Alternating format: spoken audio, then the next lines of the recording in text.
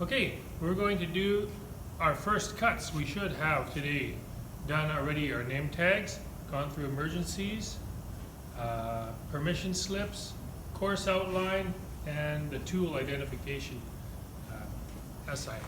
So once that's all done, then you're ready to do some first cuts. And I'm going to walk through what you'll do to make sure you're using proper technique when you're cutting.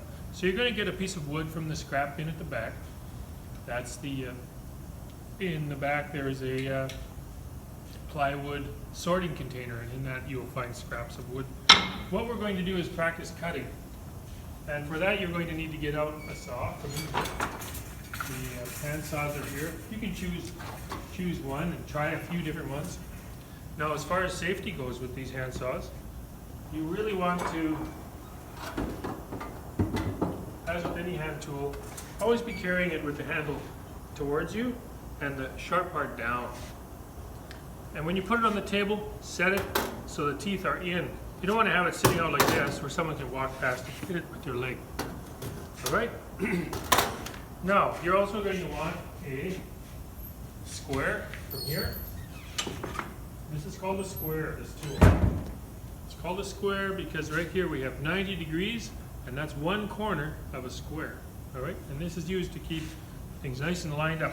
The way you use it is you take this thicker part right here, stick it against the edge of your wood, and then you use your pencil to draw a line across, and that gives you a nice reference. Now we're going to put it in the vise. I'll get my filmer to come around here. This is one of the most, one of the tools in the shop that causes the most injuries. Now, the reason is because as you spin this and then you let it go, right there, it can pinch you. And it will happen if it hasn't happened already to someone playing around with devices. If your hand is here, when this drops, it will pinch your finger and will really give you a blood blister. So be careful when you're using this. Now to use this, you spin it backwards like you take off a pop bottle. And then you leave the handle straight down, and then you're able to hang on to this and pull it in and out. As soon as you turn forwards, it'll lock it in place and it won't be able to move. So you have to go backwards, leave the handle straight down, and then you can slide this in and out. You're going to pinch your piece of wood into the vise and lock it in place so it's held firmly. You can go back there. You're going to take your saw, you have the nice line drawn here, and you're going to take a scrap of wood, maybe from the orange bags, and you're going to use that scrap of wood to help guide your saw. And you're going to saw back and forth. Pick up the piece of wood. Now, it is important that it has glue on it. My goodness, someone did not clean up after themselves. You want to have the back of the saw and your wrist and your elbow and your shoulder all lined up as if you're up against a wall, so that you're moving in line with each other. So if you're looking straight from the front, my elbow is all lined up. It's not over like this, or I'm not standing to the side. It's all lined up going underneath. So that keeps the saw straight.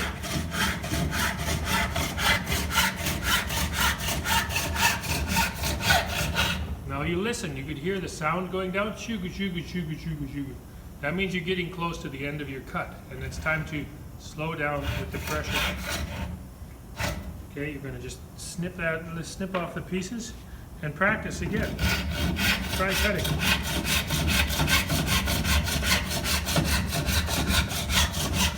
When you hear it getting to the end of the cut, lighten up, don't push so hard, and saw it off.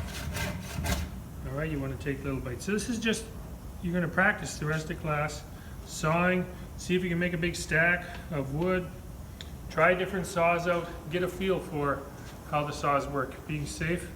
The other thing is, of course, you need your safety glasses on. Everybody does. Even if you have glasses. If you have glasses, what you need is this kind that are bigger. They fit right over top of your glasses, and they're safety glasses. Anytime we're in the shop working on tools, you have your safety glasses on. Even if you're sanding, cutting, anything, you always have your safety glasses on. So that's what the first cuts are, and that's what you'll do for the rest of the class. All right, thanks.